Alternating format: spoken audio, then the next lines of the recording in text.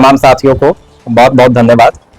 ये जो press conference आज का रखा गया है, आप सभी को जैसे कि पता होगा कि वजीरगंज थाना अंतर्गत ग्राम सुरनी में जो घटना घटी है वो केवल उस परिवार के लिए नहीं बल्कि पूरे जिला के लिए, पूरे राज्य के लिए शर्मसार करने वाली घटना है।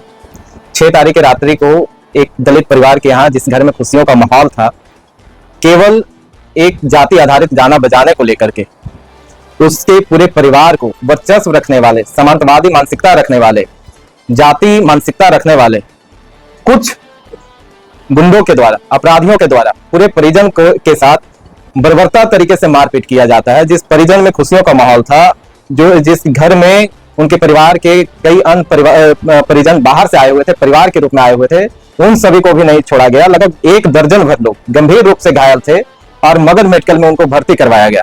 अभी भी उनमें से बहुत सारे लोग जो है इलाजरत हैं।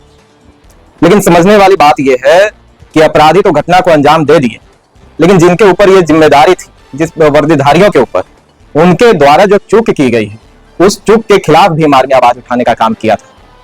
वो चूक ऐसा है कि जब घटना घटी, परिवार के लोगों ने थाना को फोन किया, सूचित किया। वहां के जो थानेदार हैं ओझा गोस्वामी, वो इतना भ्रष्ट और करप्ट व्यक्ति है कि वहां के आसपास के गांव में बहुत सारे दारू के भट्टी चलती है, उनके लोगों को अपने थाना में बैठा करके दलाली करने का काम करते हैं। कुछ वहां के जनप्रतिनिधियों को बैठा करके दलाली करने का काम करते हैं, पैसा कमाने का काम करते हैं। वही लोगों के द्वारा यह भी अपराध को अंजाम दिया गया था और वजह वही रही कि जब थाना को फोन किया जाता है तो थाना कान में तेल डाल के सोए रहती है। तब ये लोग डायल 112 को फोन करते हैं, जानकारी देते हैं, डायल 112 आती है घटनास्थल पे, और जो गंभीर रूप से घायल होते हैं लोग, उनको 4-5 लोगों को अपने साथ बैठाते हैं और बोलते हैं कि थाना को हम सूचित करते हैं, थाना आकर के आप लोगों को भी ले जाएगा। लेकिन देखते हैं कि बहुत सारे लोगों को बहुत ब्लडिंग हो रहा है, कुछ परिजन को लेकर भी थाना गई है, तो हम लोगों को भी धीरे धीरे ही सही हमें थाना तक, हॉस्पिटल तक पहुंचना चाहिए। ये लोग अपने घर से निकलते हैं, घर का, गांव का, और वो जो थाना है या जो अस्पताल है वजीरगंज, वहां की दूरी जो है वो लगभग 7 से 8 किलोमीटर की है और वहां पे कोई भी साधन संसाधन आवागमन का नहीं। ये लोग पैदल ही रात में निकलते हैं, सुनसान एरिया है।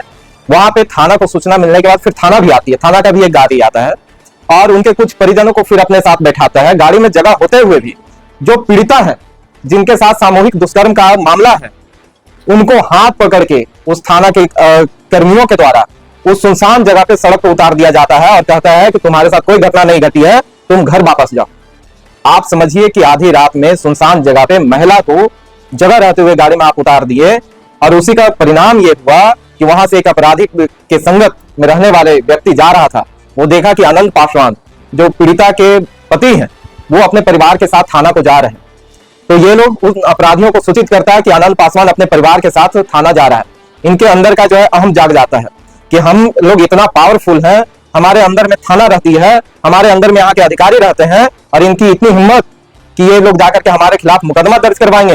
ये लोग वहां पे आते हैं, ये लोग जब देखते हैं कि वो अपराधी हमारा जानकारी दिया हमारा, तो वो लोग पास के प्लांट में जाकर के छिपने का काम करते हैं, हाथ गोड़ जोड़ते हैं। वहां के मुंशी जो रहता है उसको छुपा भी लेता है। ये अपराधी 7 से 8 के संख्या में आते हैं, 10 के संख्या में आते हैं, वहां पे खोजबीन करते हैं, नहीं मिलता है तो उस प्लांट तक पहुंचते हैं जहां वो लोग छिपे रहते हैं। वहां के जो चौकीदार है उसके साथ मारपीट करता है और बोलते हैं कि यही छिपा हुआ है। वो चौकीदार भी डर जाता है और गेट खुलने लगता है। तो अनंत पासवान को लगता है कि अब मेरी जान नहीं बचेगी, तो उसी घर के पीछे छोटा सा एक कोना है, वहां से कूद करके वो भाग जाते हैं। वो ये सोचते हैं कि मारपीट मेरे साथ करेगा, ये लोग क्या इतना निष्ठा तक गिर जाएगा कि हमारे पत्नी के साथ ऐसा व्यवहार करेगा।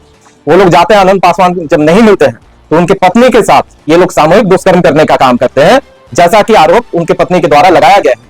बाय नेम वो बोलते हैं कि 2 व्यक्ति जब मेरे साथ ये घटना को अंजाम दे रहे थे, हम होश में थे, उसके बाद हम अचेत हो गए, फिर हमें नहीं पता कि कितने लोगों ने मेरे साथ क्या किया। जब ये पूरे घटना करने के बाद वो लोग निकल जाते हैं धमकी देकर के कि अगर किसी को कहा तो तुम्हारी बच्ची के साथ भी यही काम हम करेंगे और तुम्हारे पति को जान से मार देंगे। तो वो जो चौकीदार है वो भी इसको बाहर निकाल करके छोड़ देता है कि भाई तुम्हारे चक्कर में हमारे साथ भी मारपीट हुआ, हमें भी ये लोग नहीं छोड़ेंगे। वो डर से उनको बाहर निकाल देता है। वहां से ये किसी भी प्रकार से कर करके जो है रोड पे आते हैं, मेन रोड पे, जहां पे डायल 112 हमेशा खड़ी रहती है। डायल 112 से रिक्वेस्ट करती है कि हमें कहीं पहुंचा दीजिए। तो वो महिला को, जिनको अस्पताल ले जाना चाहिए या थाना ले जाना चाहिए, डायल 112 भी गलती वहां करती है और उनके परिजन को संपर्क करके उससे नंबर लेकर के उसके घर पहुंचाने का काम करती है।